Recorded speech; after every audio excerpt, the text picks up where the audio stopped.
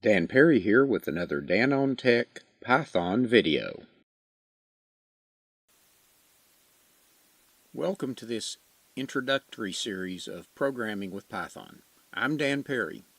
This is a beginning series, so if you're an experienced programmer, you may still learn something if you've not programmed in Python, but this is really geared for introductions for those who haven't done programming before. Let's start. What's a computer program? Well, it's instructions the computer can execute. And oh, by the way, most of the videos will not have a lot of slides. This first one has more probably than most of the other videos combined.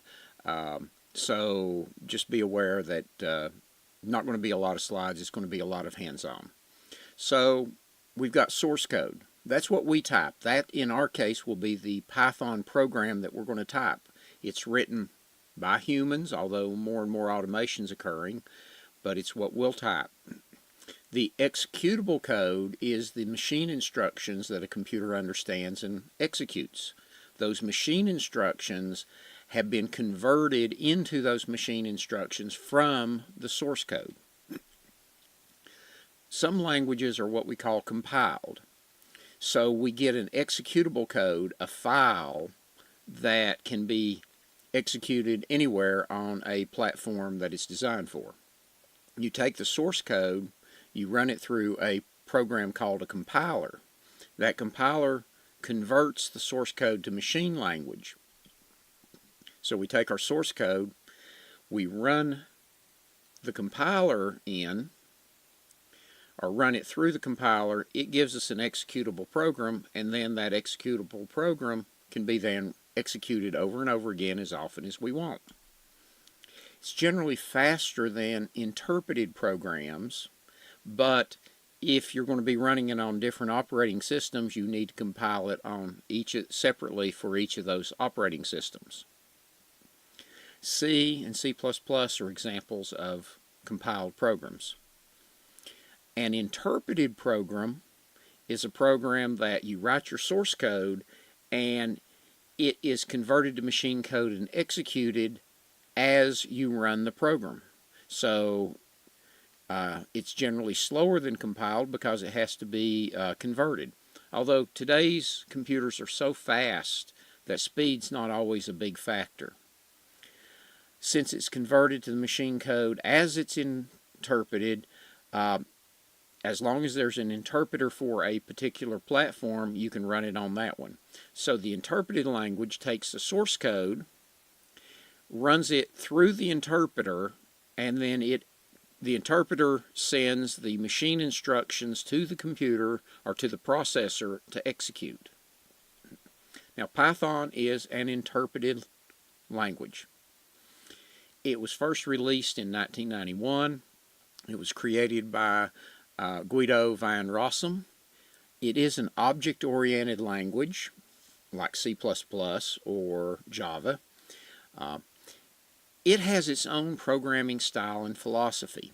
We'll talk a little bit about that through the course, but because this is a beginning course, only near the end, or I say course series playlist, only near the end will we really get into talking about Python style, and they've got their whole language around their style and philosophy, and it was named after, big secret, the Monty Python.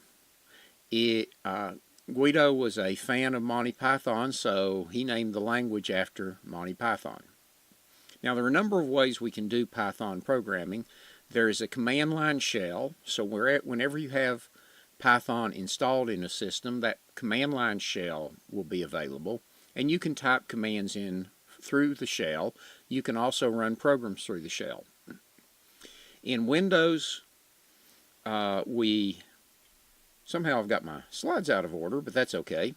In Windows, we have all the operating systems, we have that command line shell. There's an idle shell, which is somewhat graphical, although it's not very graphical. Then there's a number of integrated development environments that you can do, PyCharm, Eclipse, and there are others. In this series, we're going to be using PyCharm. Now, the idle shell, you can see it's not real super graphical, but here in Windows, it follows the Windows convention that you typically see with files. You've got your file and edit menu, your shell, in this case debug and things. Other than that, the window itself looks pretty much like the command line shell, where you've got this greater than prompt awaiting you to type a command.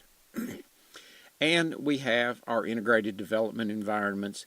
In this case, I've got the PyCharm, and PyCharm is what we're going to be using for this series. PyCharm is fairly easy to use. It allows us to create our different projects and run them and work with them very easily. And it has syntax highlighting, so you can very often tell just from the color coding that you've got an error.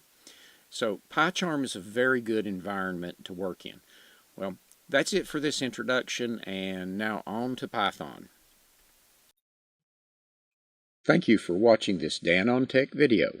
Please subscribe to this playlist so you don't miss future videos. Please check out and subscribe to our other Dan on Tech channel playlists.